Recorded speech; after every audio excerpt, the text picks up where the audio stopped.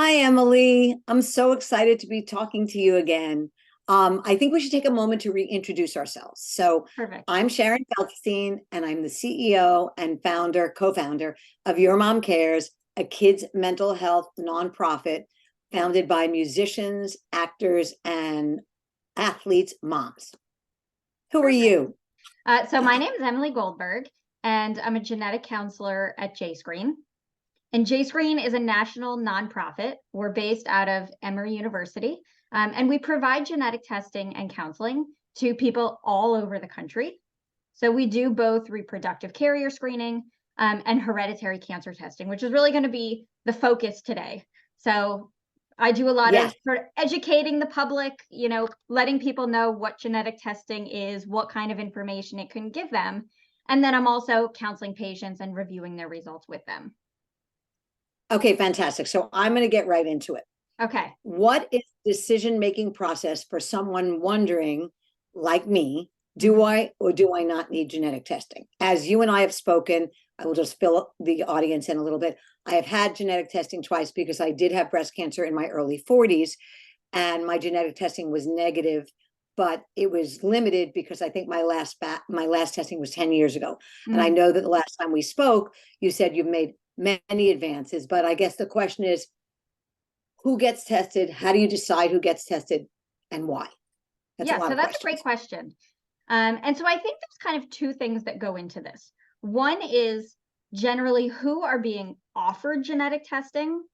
And then also for our own decision making, how do we decide if genetic testing is something that's right for us?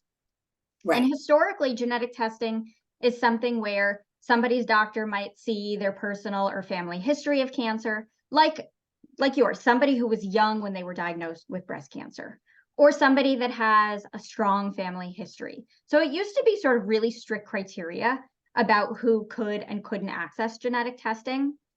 Hmm. Um, Now, because the technology has become much more accessible and available, those doors have really opened for a lot more people. And So are actually, you saying, Screen, I didn't mean to interrupt, but I want to yeah, make sure I understand. Like, are you saying like perhaps my kids had to get genetic testing because I was 41 when I had breast cancer, even though I don't have the gene, but you're saying now that anyone can get tested, even if there's not a family history. Is that what I'm hearing? Is yeah. So that what you're saying? anybody can now. So it used to be that genetic testing was, $5,000 for two genes. And so there were very stringent criteria where you had to have this personal or family history with this type of cancer at this age and this number of So it was like an relatives. order by a doctor for it to Yes, get covered or for you to get tested. I understand. yes. And from an insurance perspective these days, a lot of that is still true. A lot of insurance companies have specific rules about who they will cover testing for and who they won't. But we also live in an era when testing technology has improved. It's more available, it's more affordable, even without insurance coverage. And so, Well, you jumped into two of my next questions, so I just got to ask you two things yes, so I don't forget. One is genetic testing available to Medicaid? yes. Yeah, Okay, Medicaid which I does did not cover know. genetic testing for a lot of people. Okay, great. Second is the cost of testing is one thing. What Yes. is the cost if you are positive with Mhm. your health insurance, et cetera, which you and I have also discussed, I believe, on our last Zoom? Yes. So genetic testing, if it lives in an isolated vacuum, ranges anywhere from fully covered by insurance, or like JScreen has financial assistance for people who can't afford it, to a couple $100, depending on where you're going and what lab you're using. Now, genetic So way, testing, way less than when it was $5,000. yes, Way, way less. exactly. Yes. Is Yeah. that because of 23andMe and all that stuff? Or So I it's mean, I actually don't. because there used to be a patent on the BRCA1 and 2 genes held by a lab called Myriad, Mhm, which is out in Salt Lake City. And so they were the only mhm. lab in the country that legally was allowed to do BRCA testing. So there was So they no had like a reason monopoly, to lower that cost. Exactly. And then the Supreme right? Court decided that you can't patent a gene, right? These are things that live biologically in our cells. And so Right. part of it was just, it was out there on the open market and other labs could market themselves to test it. And so with competition, That those is costs go super, down. by the way, that's super interesting, Emily. I didn't know that. Yeah. They like had a monopoly on the genetic testing of BRCA, could make Yeah, it any price they wanted, almost like a exactly. drug company. And it was pretty amazing because literally overnight, there were other labs that, emailed us and were like, we now do BRCA testing. So it was I it was see. a pretty amazing event that happened in genetics. Well, that's wonderful for people too, because Yes. then more people can get tested and afford it. Yeah, Yes. absolutely. Okay. And that was about 10 So, years ago. And then also okay. technology is just better, right? So it's Right. just cheaper to do these tests for the lab, so they don't need to charge as much as they used to. Now, that being said, for people who are not insured or underinsured, if we make a recommendation like, I want you to go and surgically remove your ovaries because you have Right. a really high risk for ovarian cancer, that can potentially be a barrier for somebody who doesn't have insurance. Right. Now, if I tell somebody, So wait. I want to understand this. You yeah, test them. They have a gene for ovarian cancer. mhm, You recommend removal of the ovaries. And now because they don't have insurance, they cannot afford to remove the ovaries. Is that what you're saying? potentially, yeah. So what happens? So then there are options of, do they meet criteria to be eligible for Medicaid, or do they have different options at their job? So, and then there's also different nonprofits out there that try to help people with the cost of this type of procedure, related to Of genetic testing and elective cancer but risk. necessary surgery. Elective Yeah. but necessary. Okay. But So unfortunately, in the US, healthcare is far from perfect. So yes, we are it's a well aware. barrier for a lot of people. Now, I for people totally that have understand. insurance, oftentimes knowing their genetic status then gives them that gives the insurance company a reason to cover that. So if you just walk Well, into of a course, doctor's because the office and insurance say, company would rather pay for the removal of, let's say, your ovaries or breasts rather than paying for your breast cancer once, or if you get it. yes, However, here's my next question. So, Janie gets her BRCA gene and she's positive, mhm. and she then is she insurable? And does the insurance companies get the results of your genetic testing automatically when you apply for insurance? So there's a difference between things like health insurance and things like long-term disability and life insurance. So generally, there's a law that was passed in 2008, which is called GINA, which is Genetic Information Non-Discrimination Act, which basically means that your health insurance company and your employer can't deny you coverage or not hire you or charge you crazy Oh, good. premiums based on your genetic testing. There are some But the life exceptions. insurance can. But Yes. life insurance can. Yes, Yeah. exactly. So there are some Right. exceptions to GINA for things like health insurance, like if you work for the military or certain positions in the federal government, but most people in the country are protected. However, that same law does not extend to things like life insurance or long-term disability. So Okay. one thing that we tell everybody when they're thinking about genetic testing, especially, if they're young and healthy, and maybe we know that their mother or father carries a genetic mutation, we say, if you're considering genetic testing, you may want to go out and get your insurance coverages first, First. put those in place, and then come through And then with they genetic can't cancel testing. you. Yeah, Okay, got it. exactly. That's for those who could afford their insurance at a Yes. young age. Yes. Okay. That's another catch. That's another catch 22. Yeah. So here's my next question. How do you talk to your children, whether they're like 16 or, I mean, not babies, obviously, Yeah. or young adults, about whether you got genetic tested or whether you think they should get genetic testing? So, first of all, there's no one size fits all answer, and parents know their kids best, right? So, some kids at 18 are going to be super ready to hear this information and even maybe ready to do their own testing, whereas certain other kids at 18 are just not there yet. So, part of it is going Right. to depend on, the maturity of the child, whether it's going to be useful for them at that time. And also, a lot of it depends on the gene that you're talking about. So, for example, Give me an example. Yeah, thank you. so if we're talking about BRCA1, at Will you 18, tell everybody what that is? I mean, I'm yes, sure most people know what it is, but yes. So when we talk about hereditary cancer, basically we all have these different genes that are there to protect us from cancer. So it's our body's natural protection. They're like security guards. They're watching our cells. They try to keep them from making mistakes. And they Wait, if you have the gene, it protects you, or if you have the Yes. gene, it makes you susceptible? No, everybody has the gene. So everybody has two Oh, copies of BRCA1. Everybody has two copies of BRCA2, oh, I didn't and know all that. these other genes. Okay. Yeah. So these But people are, say when you have the gene, it's bad. When you yeah. have the So gene. what they mean is that you carry a genetic change within that gene. I didn't, So, I didn't, after all yeah. of our talks, I didn't even know that. Thank Yeah, you. so everybody has these genes and they serve as this natural protection. But if there's essentially a typo, if there's a change within that gene, it can't do its job. So it's like, Right. that security guard is sleeping on the job. So things are more likely to Oh, occur. We can't fix our cells the way that we want to. So we're more susceptible to certain things depending on what gene is affected. right. Some of the Okay, so ones go ahead. that people have heard of the most are BRCA1 and 2.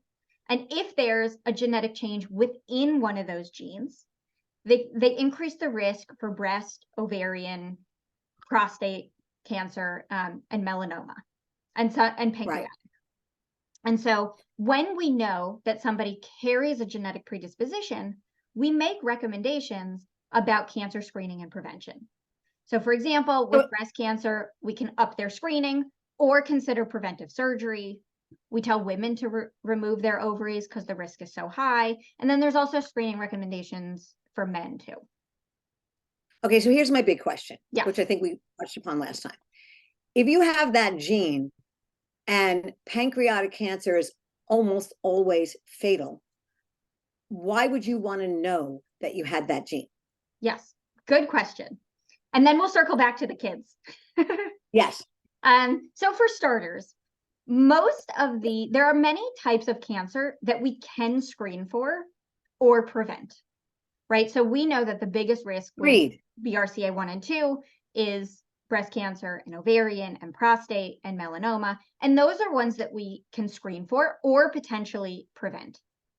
Pancreatic cancer historically has been very hard to detect. And often when it is found, it tends to be really advanced and has a low survival rate. Now, that being said, in the last couple of years, there has some screening has become available, which is usually a combination of an MRI of the pancreas or an endoscopic ultrasound. So these are ways to visualize the pancreas, look for abnormalities. It's not perfect. We are still working on it. But it could catch it much earlier than it used to.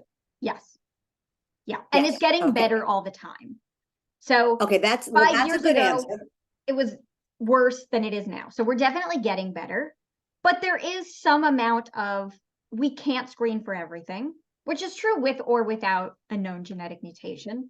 There are things that we can't find or things that we're not as good at finding. But for a lot of the other types of cancer, it really can be life-saving because we can alter what we're doing. Right.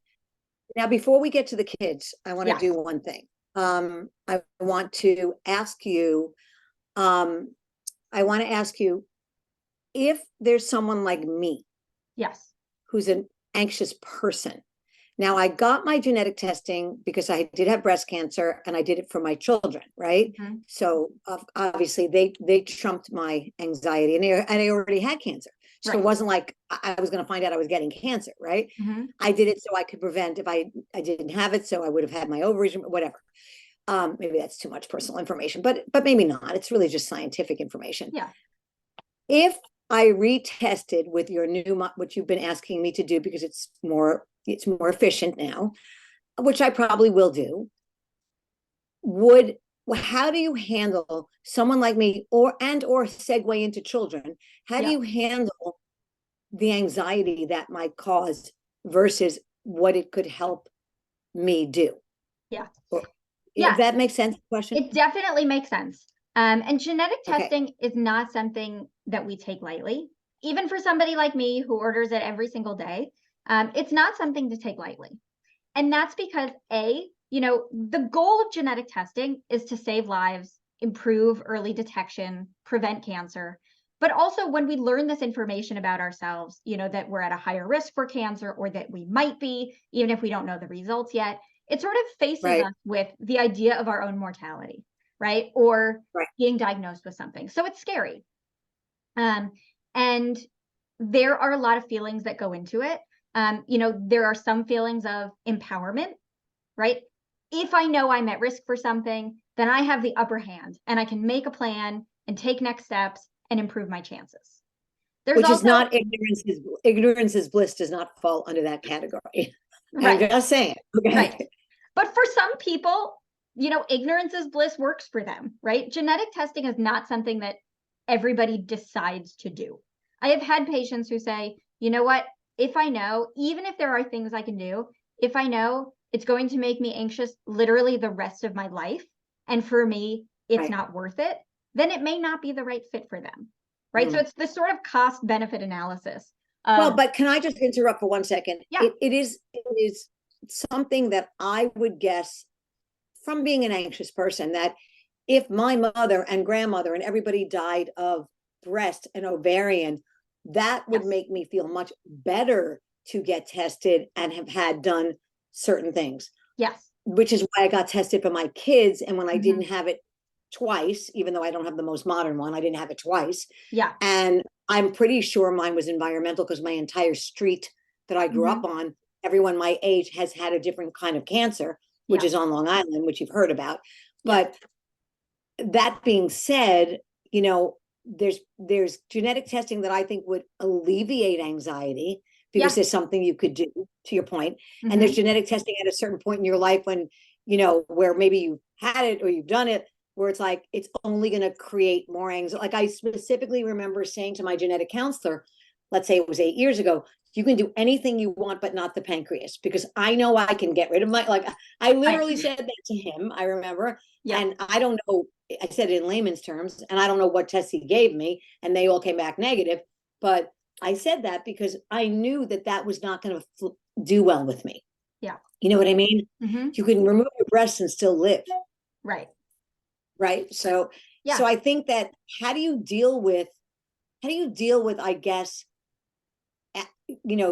suggesting genetic testing in back to my original question, where it might be positive in an organ you can't live without. Example, I mean, I don't have an example, but pancreas is my best example, I guess. yeah, yeah. And I think the question even goes for cancers that you can do something about. The idea of, even if you can remove your ovaries, the idea of knowing that you have a high risk for ovarian cancer can still be anxiety producing, even though there are things you can do. And so I think, first of all, it's okay to have those feelings. It's okay to walk into genetic testing and be like, this is scary. I'm worried about how this is going to come out. Or I've Right. just been told that I do carry a genetic change and I'm scared of that information and I'm nervous about next steps and I'm anxious about what this means for my future. So anxiety is, something that we all encounter at different points in our lives. And it's okay to have strong feelings about the process and results of genetic testing. Um, Right. and so, those are totally valid feelings to be having going into testing and kind of going through the process of getting results. And so, what a genetic counselor tries to do is sort of explain the information, but also frame it in a way of, these are the possible outcomes. This is how genetic testing results come out. It could be negative, and it often is. It could be uncertain. It could be positive for a genetic change. And so part of the genetic testing process is feeling like you have an idea of some of the possible outcomes. We don't predict the future, so these are just possibilities. But feeling like, okay, if I did something, then maybe I would consider a bilateral mastectomy. Or I know that it's a possibility that testing could come back positive for something. So I'm just, kind of mentally preparing myself just in case that's how it happens. And sometimes Okay. So, also, no, I was going to say, you said something important. I want to re-say it. Just because you have the gene doesn't mean you're going to get the cancer. correct. Yes, this is not a cancer And diagnosis. right. And is there a way to test for everything there was back in the day. I don't know if there is now, to test for everything except pancreatic cancer? Let's just say I came to you and said, okay, I'll do whatever you want. I don't want to hear about the pancreas. Yeah. Yes and no. So for you, BRCA testing or testing for another gene called PALB2, for example, are genes that are relating to breast cancer. So those are going to be useful for you to know because you've had breast cancer. But as a side effect, you may also find that you have a change in a gene associated with pancreatic cancer. So right. So if all of mine were negative, I see what you're saying. But if all of mine were negative, yes, and I haven't had the most, your what, I don't know what you call the most recent one. Let's say mine was 7 years ago. Yeah. Can they become positive? No. So your genes never change over your lifetime. So let's say Right. you had testing for just BRCA1 and 2, and now we offer you a panel that has a lot more genes. Your results could change from negative to positive, not because suddenly in the last 7 years you've developed I understand what you're a saying. change, Yeah. but because we now may be able to find something that we couldn't find at the time. Right. Okay. All right. Yeah, I understand. So I'm just trying to figure out. So for the kids, let's go back to the kids. Yeah. If the parents get the genetic testing, obviously the kids don't have the choice of whether an adult decides to get genetic testing on themselves. Yeah. However, their life is then impacted. Yeah. I'm negative, but let's say I was positive. I would have to obviously share that with the kids. Mm-hmm. And especially, I want to mention this because I know so many men who have died from breast cancer. People do not think men die from breast cancer, and or they don't think they carry the gene. Yep, 100%. And they don't pay And I think attention that's to the very cancer on important for dad's people side. to hear. They're like, oh, my mother doesn't have it. You know what I mean? Yeah. Mm-hmm. Yeah, absolutely. These can come from men or women. These can affect men or women. They can be passed on to sons and daughters. So oftentimes, sometimes like if you go into a doctor's appointment, they may not ask about the breast cancer on your dad's side of the family, but that is just as important as mom's side. So definitely don't ignore that it's side. two genes, right, that come together. Yeah, right. We have two copies of everything, and then one comes from each parent. And so if we are positive for something, then in most cases, it's a 50% chance for each of our children to be affected. So it's a coin flip, 50-50. Right. So part of the decision-making for kids is at what age do I want to do that? Now, yes, that's that will right. partially depend on the age or the gene and what ages screening might start. So for BRCA1, for example, women start breast MRIs around age 25.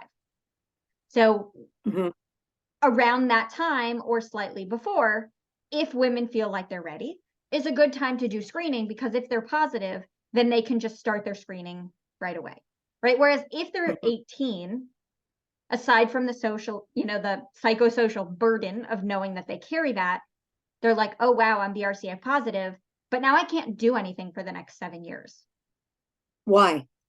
Because screening wouldn't start for them until 25. You're not allowed to?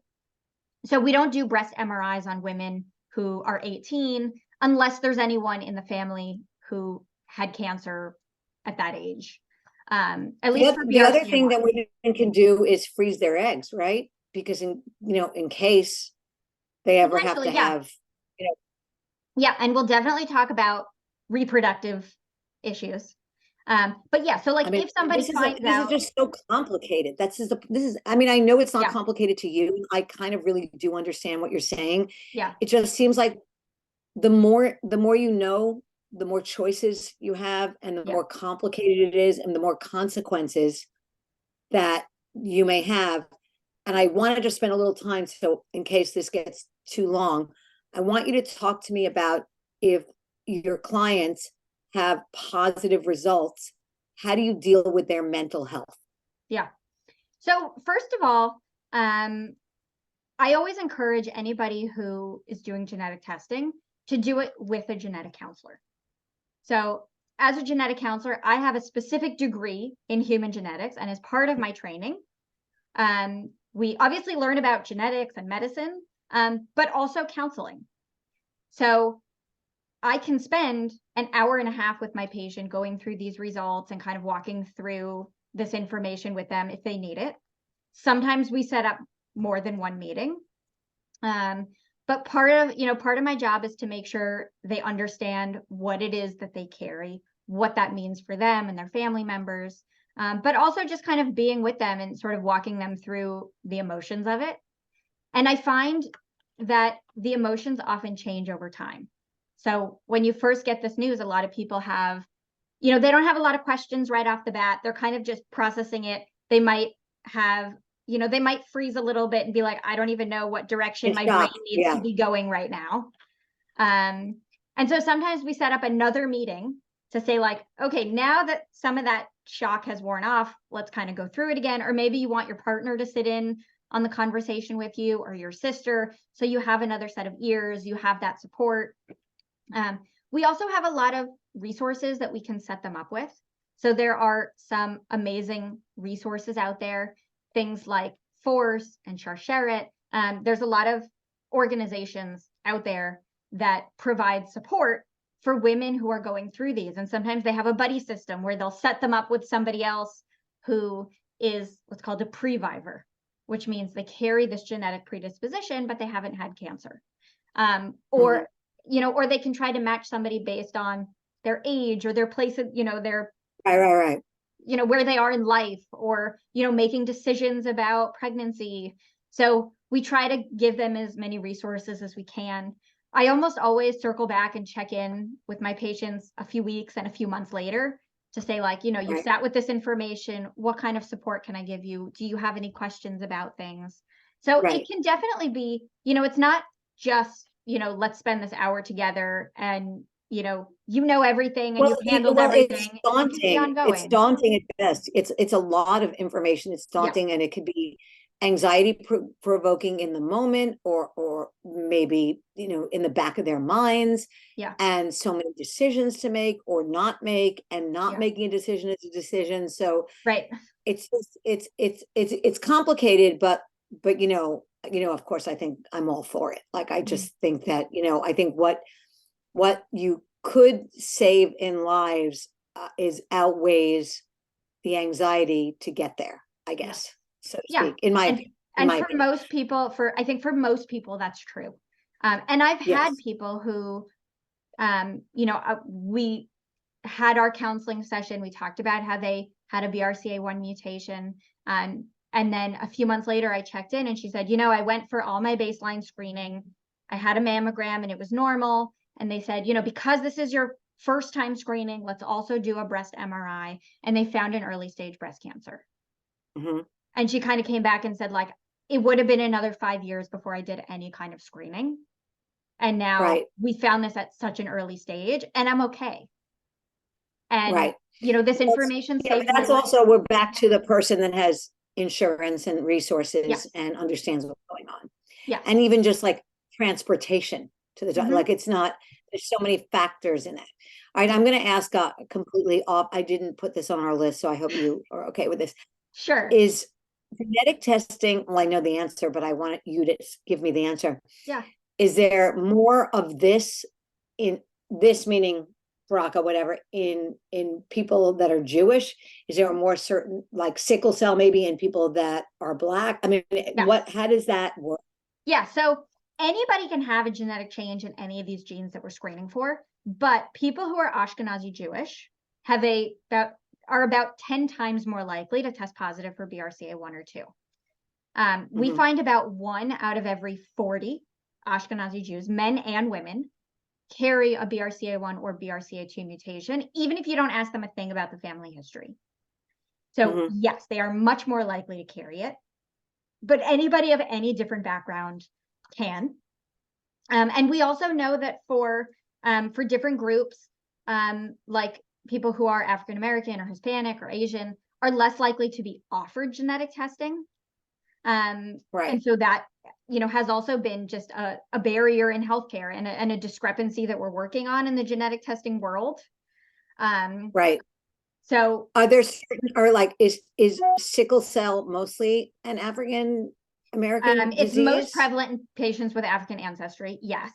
The reason for that is because for people who are carriers of sickle cell disease, it actually gives them a natural protection against malaria. So it's actually an advantage, but that's why it's become so prevalent. We also see it in plenty of, in other parts of the world for sure. But yes, there are different genetic conditions that we see in different populations that are more common, though there's a lot of overlap. Are there diseases that you cannot get? Like as an Ashkenazi Jew, is there a disease I cannot get because I'm a Probably not. There are diseases where it would be super, super unlikely. Right. But like Tay-Sachs, is Tay-Sachs an Ashkenazi Jewish disease as well? Yes. But we actually find, because many Ashkenazi Jews are aware and are screening either during or prior to pregnancy for Tay-Sachs, we're actually finding that most babies who are born today with Tay-Sachs are not Jewish. And that's because people of other backgrounds may not be screened for Tay-Sachs because they're less likely to be a carrier, but they can still be a carrier. It's just not the 1 in 25 chance for somebody who's Jewish. So and I'm just going off because I don't know why this came into my head, but is cystic fibrosis a genetic disease? Yes. And that can affect anybody? And that can affect anybody. Do you test for that when people are pregnant or before they can have a baby? So, so during or in an ideal world, prior to pregnancy, there's something called reproductive carrier screening. And these are testing patients for genetic conditions that we're not worried about them carrying, although occasionally we find something. But these are not things that generally affect their health. But if them and their partner are both carriers, right, and they can both pass on, right, and then a pregnancy gets a double dose of that, and then they can develop things like sickle cell disease, cystic fibrosis, Tay-Sachs. So they're mostly recessive. And so we recommend that everybody prior to pregnancy do this type of screening. I would say still in this country, most people are not offered this testing until they're already pregnant. But in an ideal world, that happens one step sooner. Okay, I have 2 more questions. Yes. One is, do you, after your genetic testing or nothing to do with genetic testing, how do you feel about these new body scans that I've noticed are coming up all over the country, obviously mostly with people that can afford to do them, because I think they're quite costly. I'm not sure. They supposedly have no radiation and they find cancer in its earliest forms. So I think in general, they're not recommended for most people. Why? Because first of all, you end up, it's kind of that story of if you go looking for something, you're going to find it. Right. So there's a lot of incidental findings that can be found where they see a spot somewhere and then, now you have to go for a biopsy or surgery and take something Go down a whole rabbit hole. Yeah. So you're going down a big rabbit hole. And so for most people, it's not generally recommended just to, look and look and look and look. There are stories of people who have done it and they found something that they wouldn't have found by traditional medicine. So there are stories. You don't say you have a BRCA gene, I want you to go get a body scan. For BRCA1 and 2, no. Although there are some genetic conditions where we do. So for example, one of the genes that we screen for is called TP53. And it causes a condition called Li-Fraumeni syndrome, which has up to a 90% lifetime risk for cancer, even starting as young as babies and children. And so we do recommend for those patients, their risk of cancer is so high for almost every kind of cancer that we do recommend full body MRIs for those patients, in addition to other screening as well. Now, who tests for that? I've never even heard of this. This is a brand new thing. It's rare. We do test for it. It is part of most breast cancer panels. These are, oftentimes when somebody has Li-Fraumeni syndrome, we see things like breast cancer at 18. And, we see children with brain tumors or blood cancers or things like that. It's a devastating condition with really high cancer risks throughout life. Those are people. I wish you never told me about it, and I don't remember the name, so I'm not going to write it down. Okay. It is very rare. Okay. So, But part of, okay. you know, Is the it like winning the decision lottery, about, or is it like winning the lottery or getting hit by a car? That rare? yes. Good. I'm glad it's that rare. I have one final question. Yes. Do you think there will come a day where people no longer have genetic diseases because they've all been weeded out? Probably I not. guess I think reproduction. there will be ones that we'll see much less frequently, for sure. But there are also genetic changes that can occur new that's not inherited from a parent. Right? So almost always BRCA1 or 2, if somebody's positive, it's because their mom or their dad has it. But something like Li-Fraumeni syndrome or familial adenomatous polyposis, which causes a lot of colon polyps and a higher risk for colon I don't want to cancer. hear all these names. No, Ignorance is bliss, right?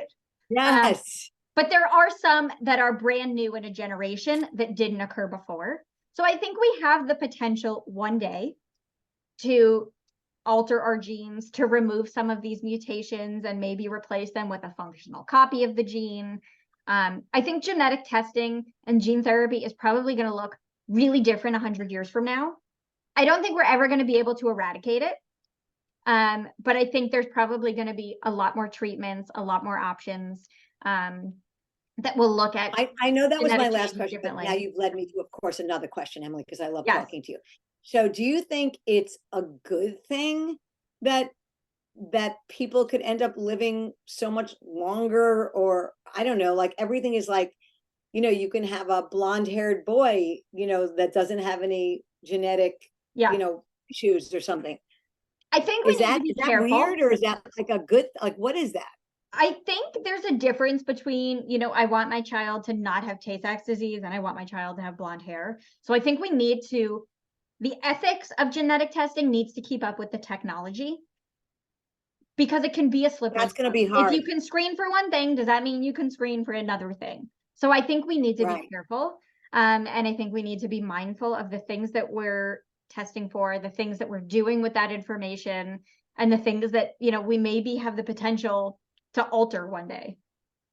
Okay, I promise this is my last question, but then I'm going to thank you. Yes. Is there genetic testing for mental health diseases? So like there are some ADHD or bipolar disorder or schizophrenia. So there is some genetic testing for that. In general, psychiatric conditions are what we call multifactorial, which means that there is probably many underlying genetic causes, but there are also environmental factors, things that we breathe in the air, things that we're exposed to in our lives, experiences that we live through. So there's a lot that goes into the development or absence of a psychiatric illness. But there are some genetic tests now that can screen for certain markers that can increase the risk. And I think that probably will expand over the next several years as we learn more about it. I would say probably most people with a psychiatric diagnosis, we would not be able to, at this point, pinpoint an exact genetic marker that led to it. Right. But maybe one day. Okay, well, I mean, I could, me, I could talk to you for I have 17 more questions, which I will do offline, but I do want to say you are so smart and you are so informative, and I just love talking to you, and I really appreciate you always taking out the time to talk to me, and so that we can share it with our moms and, hopefully help some people. Amazing. Well, we'll do it again in another few months because we have so many more things to go over. I'll have 100 more questions by then. I'll be ready. Thank you, Emily. Thank Have a great you. rest of your summer. You too. Bye. Bye. Bye.